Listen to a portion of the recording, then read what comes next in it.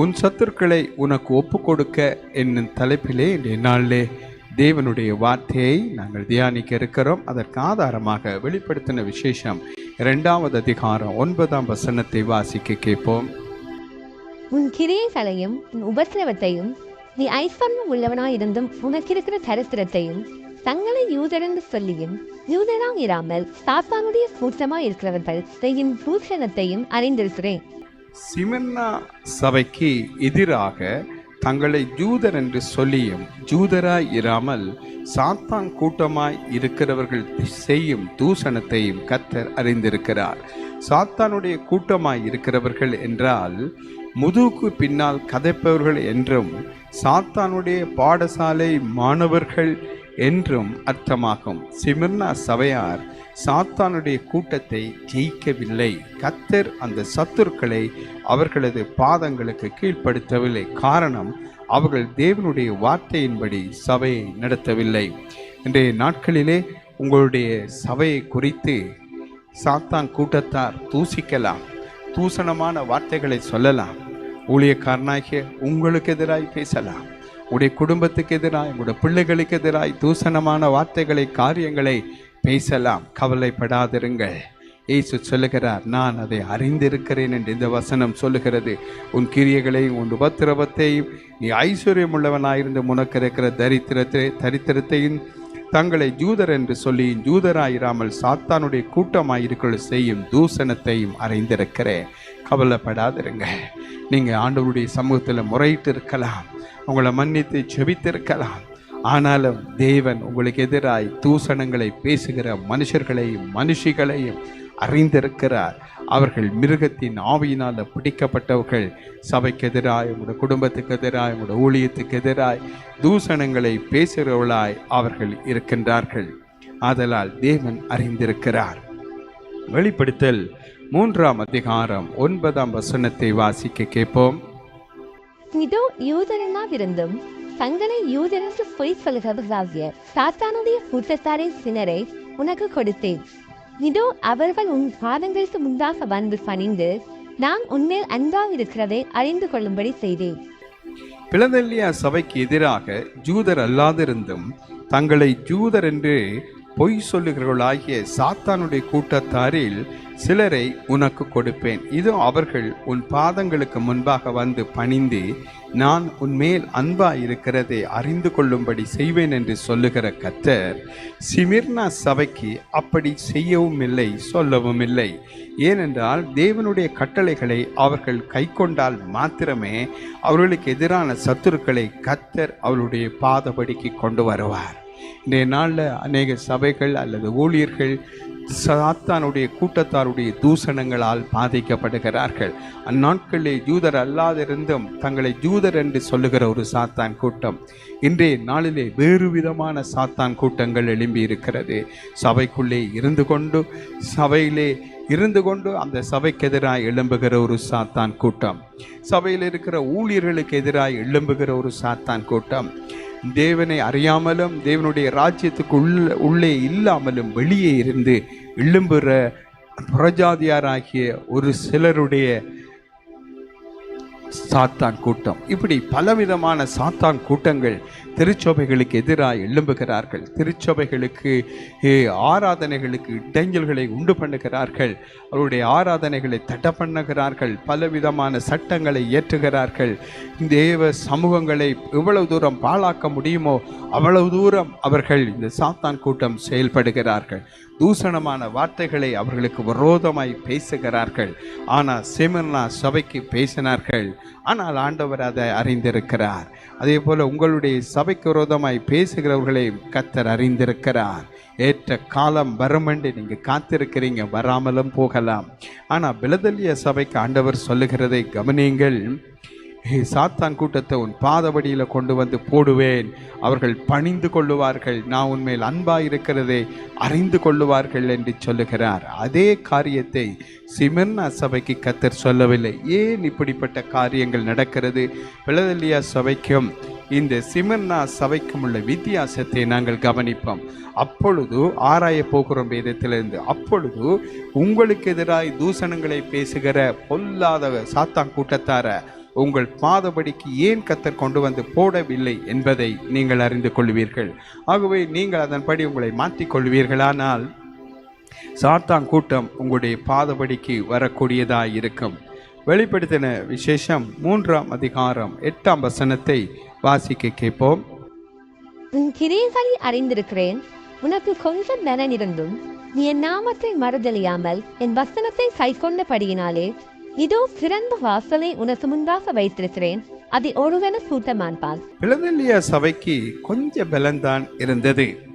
தேவனுடைய நாமத்தை மறுதலியாமல் தேவ வசனத்தை கை கொண்டபடியினாலே சாத்தானுடைய கூட்டத்தார் அவளுடைய பாதங்களுக்கு முன்பாக வந்து பணிந்து கொண்டார்கள். சாத்தான் கூட்டத்தார் உங்களை தூசண வார்த்தைகளால் தூசிக்கிறவர்களாய் இருப்பார்களானால் நீங்கள் முதலாவது செய்ய வேண்டிய காரியம் என்னவென்றால், உங்களுக்கு இருக்கிறது கொஞ்சம் பலனாக இருக்கலாம் அல்லது அதிக பலனாக இருக்கலாம். உங்களோட கொஞ்சம் பலனில் தேவனுடைய நாமத்தை அந்த சூழ்நிலையில் நீங்கள் மறுதளிக்கக்கூடாது.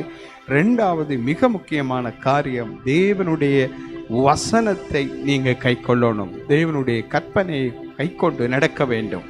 அப்பொழுதுதான் பிலதெல்பியா சபைக்கு சாத்தானுடைய கூட்டத்தாரை அவருடைய பாதங்களுக்கு முன்பாக வந்து பணிந்து கொள்ளும்படி கர்த்தராகிய இயேசு கிறிஸ்து கட்டளை கொடுத்து அனுப்பி விடுகிறார். சாத்தான் கூட்டத்தை போய் விழு, என்னுடைய ஊழியக்காரர்கள் சபையாருடைய கால்களிலே என்று. சிமென்னா சபை அப்படி செய்யாததால் சாத்தான் கூட்டம் தொடர்ந்து அந்த சபையை தூசித்து கொண்டே இருந்தது. இன்று உங்களுடைய சபையை சாத்தான் கூட்டம் தூசித்து கொண்டே இருக்குமானால் பிலதெல்பியா சபை செய்தபடி செய்து சத்துருக்களை நீங்கள் பாதபடி ஆக்க வேண்டும்.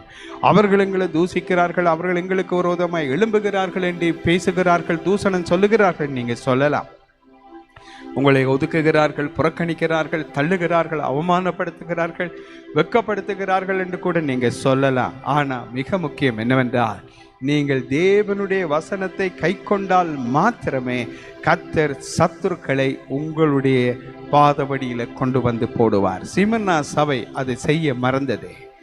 அவங்க தொடர்ந்து எங்களுக்கு தூசணம் சொல்லி கொண்டே இருக்கிறாங்க, எங்களுக்கு கஷ்டமாக இருக்குது என்று சொல்லி அவங்க அழுது முறையிட்டு கொண்டவர்களாய் தெய்வ சமூகத்தில் காணப்பட்டார்களே அன்றி தேவன் சொன்ன பிரமாணங்கள் கற்பனைகளாகி அவருடைய வசனங்களை அந்த சபையார் கை கொள்ளாததினாலே சாத்தான் கூட்டத்தை கர்த்தர் அடித்து கொண்டு அவர்களுக்கு முன்னே போட முடியாமல் இருக்கிறது. ஆதலால் தேவனுடைய ஊழியக்காரர்களே சபையில் இருக்கிறவர்களே, உடைய சபைக்கு எதிராய் சாத்தான் கூட்டங்கள் எழும்பி இருக்கிறதாய் பலவிதமான கூட்டங்கள் இன்று உலகத்திலே உண்டு.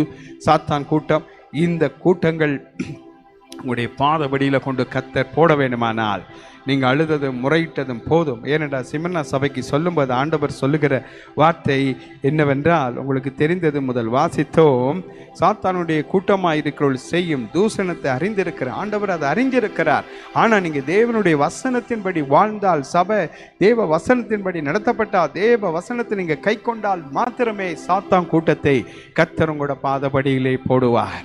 ஏனென்றால் நீங்கள் பல வருஷமாய் செபிக்கிறீர்கள், ஆண்டவரே எங்களுக்கு எதிராய் அவர்கள் இவ்வளவு பேசுகிறார்கள், பச்சையான வார்த்தைகளை பேசுகிறார்கள், பொல்லாத வார்த்தைகளை பேசுகிறார்கள், தாங்க முடியலப்பா, சகிக்க முடியல என்று சொல்லி நீங்க முறையிடுகிறது என்ன?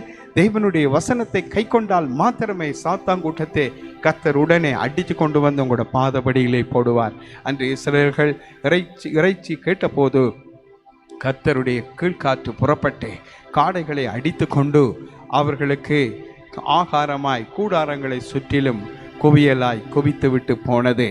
ஆகவே அப்படிப்பட்ட ஒரு காரியத்தை கர்த்தர் உங்களோட சபைக்கு, உங்களோட குடும்பத்துக்கு செய்ய வேண்டுமானால் இந்த காரியத்தை முதல் செய்யுங்கள். அநேக நாட்களாய் ஆண்டவர் எங்களுக்கு நியாயம் செய்யவில்லை, எங்களுடைய சத்துருக்களை கர்த்தர் பழிவாங்கவில்லை, அல்லது எங்களுடைய சத்துருக்களை நியாயம் தீர்க்கவில்லை, எங்களுடைய சபையை தூசித்த கூட்டத்தை கர்த்தர் சந்திக்கவில்லை, தூசணம் சொன்னவர்களை கர்த்தர் தொடவில்லை என்று சொல்லி நீங்க முறையிடுகிறது என்ன? அவருடைய வசனத்தை கை கொள்ளுங்கள், உடனடியாய் கர்த்தர் காரியங்களை வாய்க்க பண்ணுவார். வெளிப்படுத்தின விசேஷம் 3ஆம் அதிகாரம் 10ஆம் வசனத்தை வாசிக்க கேட்போம். என் பொறுமையை குறித்து சொல்லிய வசனத்தை நீ காத்துக்கொள்ளும்படியினால் பூமியில் குடியிருக்கிறவர்களை சோதிக்கும்படியாக பூச்சப்பரசின் மேலெங்கும் வரப்போகிற சோதனை காலத்துக்கு தப்பும்படி நான் உன்னை காப்பேன். பிலதெல்பியா சபை பொறுமையை குறித்து சொல்லிய தேவ வசனத்தை காத்து கொண்டபடியினால் சாத்தானுடைய கூட்டத்தார் அவர்களுடைய பாதங்களுக்கு முன்பாக வந்து பணிந்து கொண்டார்கள்.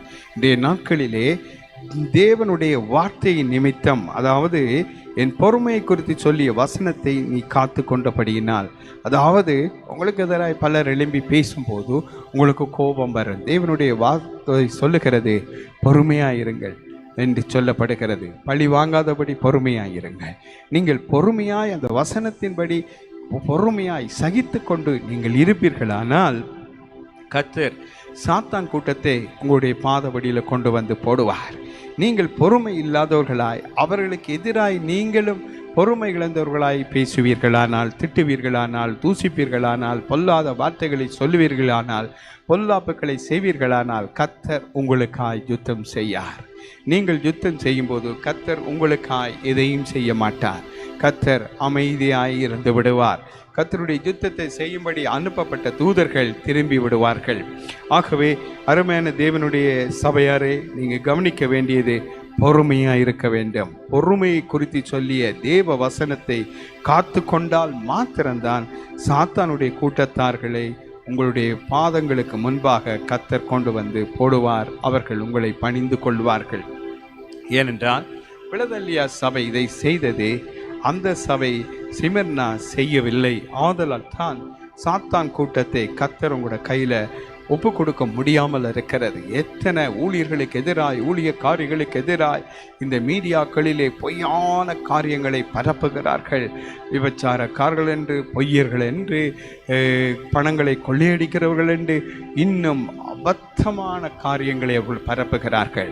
இவர்களை கர்த்தர் உங்களோட பாதபடியில் கொண்டு வந்து போட்டு கர்த்தர் உங்கள் மேல் அன்பாய் இருக்கிறார் என்பதை அவர்கள் அறிந்து கொள்ளும்படி, அவர்கள் உங்களை பணிந்து கொள்ளும்படி, உங்களோட அடங்கும்படியாக இந்த சாத்தான் கூட்டம் உங்களுக்கு முதுகுக்கு பின்னால் கதைக்கிறவர்கள், சாத்தானுடைய பள்ளிக்கூடத்தில் படித்த மாணவர்களுக்கு ஒப்பானவர்களாக இப்படிப்பட்டவர்கள் என்று மூல பாஷை சொல்லுகிறது. இப்படிப்பட்டவர்கள் வந்து சபையில் விழத்தக்கதாய் கர்த்தர் ஒரு காரியத்தை செய்ய வேண்டும் என்றால் சபை பொறுமை உள்ளவர்களாய் காணப்பட வேண்டும். சபையார் பொறுமையாய் இருக்க வேண்டும். சபையிலே வாக்குவாதங்கள், சண்டைகள், குழப்பங்கள் இருக்கக்கூடாது. அமைதியாய் பொறுமையாய் இருந்து சபையார் கற்றுக்கொள்ள வேண்டியவர்களாய் இருக்கிறார்கள். அப்படி இல்லாவிட்டால் சபையால் ஜெயிக்க கூடாமல் இருக்கும். சத்துருக்கள் இன்னும் தொடர்ச்சியாய் சபைக்கெதிராய் தூசணங்களையும் பொய்களையும் வதந்திகளையும் பரப்பிக்கொண்டே இருப்பார்கள். உங்களுக்கு எதிராய் மீடியாக்கள் இன்று வாசல்களை திறந்து வைத்திருக்கிறது உங்களை குறித்து பொய் பிரச்சாரங்களை ஒளிபரப்புவதற்கு. ஆகவே தேவனுடைய ஊழியர்களாகிய பிள்ளைகளாகிய நீங்கள் இந்த நாளில் கவனமாய் கர்த்தருடைய வசனத்தை குறித்து சொல்லிய காரியத்திலே பொறுமையாயிருங்கள். வேத வசனத்தை பொறுமையோடு கை கொள்ளுங்கள். வேதம் சொல்லுகிறது எபிரேயர் 12ஆம் அதிகாரத்திலே விசுவாச தொடக்கிறவரும் முடிக்கிறவருமாகிய இயேசு கிறிஸ்துவை நோக்கி நமக்கு நியமித்த ஓட்டத்திலே பொறுமையோடு ஓடக்கடவோம். சபை பொறுமையாக இருக்க கற்றுக்கொள்ள வேண்டும். கோபப்பட்டு எழும்பி அந்தரப்பட்டு கொண்டு டென்ஷன் ஆகி கொண்டு சபையிலே இடர்களை, பதற்றங்களை கொண்டு வரக்கூடாது. பொறுமை உள்ள சபையாய் இருக்குமானால் சாத்தான் கூட்டம் உங்களுடைய பாதத்தில் விழுந்திருக்கும். ஏன் சாத்தான் கூட்டத்தை கர்த்தர் உங்களோட பாதங்களில் கொண்டு வந்து போடவில்லை என்றால் உங்களுக்குள்ளே பொறுமை இல்லை. நீடிய பொறுமை உள்ளவர்களாய் காத்திருங்கள், பொறுமை உள்ளவர்களாயிருங்கள், அவசரப்படாதிருங்கள். கர்த்தர் ஏற்ற காலத்தில் சூழ்நிலையை மாற்றுவார். சத்துருக்களுக்கு வெட்கத்தை உடுத்தி உங்கள் தலையிலே உங்களுடைய கிரீடத்தை பூக்க பண்ணுகிற கர்த்தர், தாவீதின் தேவன் சொன்னவைகளை நிறைவேற்றுகிற கர்த்தராயிருக்கிறார். ஆதலால் நீங்கள் இவைகளை கை கொள்ளுங்கள். உபாகமம் 23ஆம் அதிகாரம் 14ஆம் வசனத்தை வாசிக்க கேட்போம். உன் தேவனாகிய கர்த்தர் உன்னை ரட்சிக்கவும் உன் சத்துருக்களை உனக்கு ஒப்பு கொடுக்கவும் உன் பாளையத்துக்குள்ளே உலாவிக் கொண்டிருக்கிறார். ஆகையால் அவர் உன்னிடத்தில் அசூசியான காரியத்தை கண்டு உன்னை விட்டு போகாதபடிக்கு உன் பாளையம் சுத்தமாய் இருக்க கடவுது. சபைக்கு எதிரான சத்துருக்களை கர்த்தர் ஒப்பு கொடுக்க வேண்டுமானால், அதாவது இந்த சாத்தான் கூட்டமாகியவர்களை ஒப்பு கொடுக்க வேண்டுமானால், உன் குடும்பத்துக்கு எதிராக உனக்கு எதிராக இருக்கிற சத்துருக்களை கர்த்தர் உன் பாதபடியில் ஒப்பு கொடுக்க வேண்டுமானால் சபையில் அசூசியான காரியங்கள் இருக்கக்கூடாது. உன் வீட்டுக்குள்ளே அசூசியான காரியங்கள் இருக்கக்கூடாது. அருவருப்புகள், அசுத்த பாவங்கள், இரகசிய பாவங்களை வீட்டுக்குள்ளே சபைக்குள்ளே நீ கொண்டு வரக்கூடாது, செய்யக்கூடாது. உன் பாளையமாகிய சபை சுத்தமாய் இருந்தால் மாத்திரமே கர்த்தர் சத்துருக்களை உங்களுக்கு ஒப்பு கொடுப்பார். இல்லாவிட்டால் கர்த்தரே சபையை விட்டும் போய்விடுவார் என்று வேதம் சொல்லுகிறது. இன்று சபையாருக்கும் தனிப்பட்ட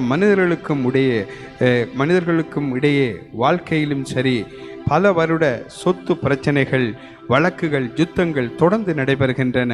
ஆனால் சத்துருக்களை கர்த்தர் ஒப்பு கொடுக்கவில்லை. காரணம், உங்கள் வாழ்வில் உள்ள அசூசிகளும் பரிசுத்தம் இல்லாமையும் சில சபைகள் பலவிதமான வழக்குகளில் என்று அகப்பட்டுள்ளன. சத்துருக்களை அவர்கள் ஜெயிக்க வேண்டுமானால் அவர்கள் தங்களை சரி செய்து கொள்ள வேண்டும். தேவனாகிய கர்த்தர் உங்களுடைய பாளையத்துக்குள்ளே உலாவுகிறார், உங்களுடைய சபைக்குள்ளே உலாவுகிறார், உங்களுடைய குடும்பங்களுக்குள்ளே உலாவுகிறார். அவர் உன் சத்துருக்களை உனக்கு ஒப்பு கொடுக்கும்படியாய் கொடுக்கவும், உன் தேவனாகிய கர்த்தர் உன்னை ரட்சிக்கவும் உங்கள் பாளையத்துக்குள்ளே உலாவுகிறார். ஆகவே நீங்கள் அந்த பாளையத்தை பரிசுத்தமாய் வைத்து கொள்ள வேண்டும். அசூசியான காரியத்தை கர்த்தர் காணுவாரானால் உன்னை விட்டு, உங்கள் சபையை விட்டு, உங்களுடைய குடும்பத்தை விட்டு, உங்களுடைய எல்லாவற்றையும் விட்டு கர்த்தர் போய்விடுவார். ஆதலால் சபை பரிசுத்தமாய் இருந்தால் சபைக்கு எதிரான தூசணம் சொல்லுகிற சத்துருக்களை கர்த்தர் பாதபடியிலே கொண்டு வந்து போடுவார். மத்தேயு 10:36 வாசிக்க கேட்போம்.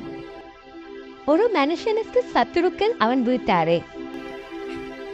சொந்த குடும்பங்களுக்குள் விவாகரத்து பிரச்சனை, தகப்பன் தாய் மரித்த பின் பிள்ளைகளுக்குள் சொத்துக்களை பங்கிடுவதில் பிரச்சனைகள் உருவாகி போலீஸ் கோர்ட்ஸ் வரையும் செல்லுகின்றார்கள். ஏனென்றால் ஒரு மனுஷனுக்கு சத்துருக்கள் அவன் வீட்டாரே.